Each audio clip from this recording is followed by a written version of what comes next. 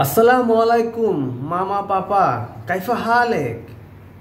আরে আমি আরবিতে কেন কথা বলতেছি? আমি তো ভুলেই গেছিলাম যে আমি সৌদি আরব। আরে আমি তো বাংলাদেশে। আমি তোমাদেরকে আরে আমি তোমাদেরকে আরবিতে জিজ্ঞেস করেছি তোমরা কেমন আছো। অনেক দিন পর তোমাদেরকে দেখে আমার খুব ভালো লাগছে। তোমরা সবাই ভালো আছো? আমরা ভালো আছি রে বাপ, তুই কেমন আছো? আলহামদুলিল্লাহ, আনাফি খয়েস, মানি আমিও ভালো আছি। বউ, তুমি কোনো কথা বলছো না কেন?